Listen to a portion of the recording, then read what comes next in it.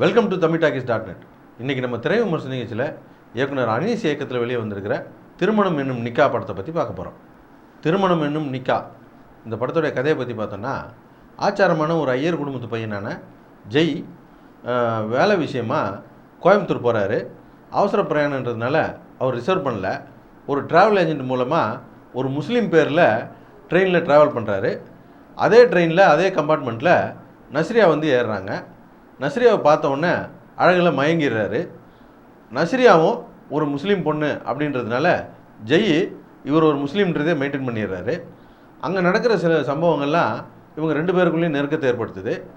அதுக்கப்புறம் தான் ஆடியன்ஸுக்கே தெரிய வரும், நஸ்ரியாவும் ஜெய்யை போலவே நஸ்ரியாவுடைய சிநேகிதி போக வேண்டிய டிக்கெட்டில் பிரயாணம் செய்கிறாங்க. அவங்க ஒரு முஸ்லீம்ன்றதுனால அவங்க பேரை வச்சுக்கிட்டு இவங்க ட்ரெயினில் போயிருப்பாங்க. இவங்களும் ஒரு ஆச்சாரமான ஐயர் ஃபேமிலி அப்படிங்கிறது ஆடியன்ஸுக்கு தெரிய வரும். இந்த ஒரு பழக்கத்தை வச்சு ரெண்டு பேரும் அடிக்கடி சந்திக்க ஆரம்பிச்சிடறாங்க. ரெண்டு பேரும் லவ் பண்ணவும் ஆரம்பிச்சிடுறாங்க. இவங்க ரெண்டு பேரும் பழகும்போதே நம்ம முஸ்லீம் இல்லை அப்படிங்கிறது தெரிஞ்சு போயிடுச்சுன்னா இதனால் பிரச்சனை வந்துடுமோ அப்படின்னு சொல்லிட்டு ரெண்டு பேருமே ஒருத்தர்கிட்ட ஒருத்தர் மறைக்க ஆரம்பிச்சிடுறாங்க. இந்த உண்மை வெளியே வந்தால் என்ன ஆகுமோ அப்படின்னு நம்ம நினைக்கும் போது படத்தில் இன்டர்வல் வந்துடுது. இது நிறைய படங்களில் வந்த வழக்கமான ஒரு காதல் கதை தான்.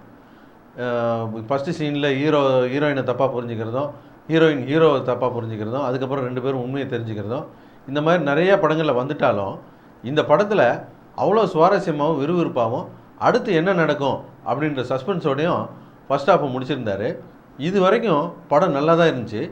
செகண்ட் ஹாஃபில் இனி என்ன நடக்குமோ அப்படின்னு நினச்சிக்கிட்டு இருக்கும்போது இதுதான் நடந்துச்சு அப்படின்னு சொல்கிற சீனு சப்புன்னு ஆகிப்போச்சு. அதுக்கப்புறம் ஒரு அரை மணி நேரம் படம் எடுத்திருக்காங்க. ஒரு அரை மணி நேரம் படம் ஓடுது.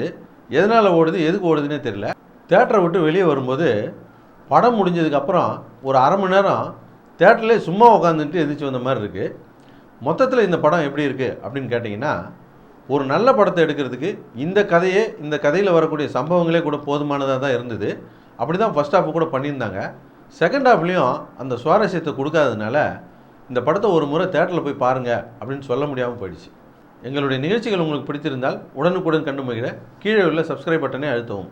எங்களுடைய நிகழ்ச்சிகள் உங்களுக்கு மிகவும் பிடித்திருந்தால் உங்களுடைய நண்பர்களுக்கு ஷேர் செய்யவும். நன்றி, வணக்கம்.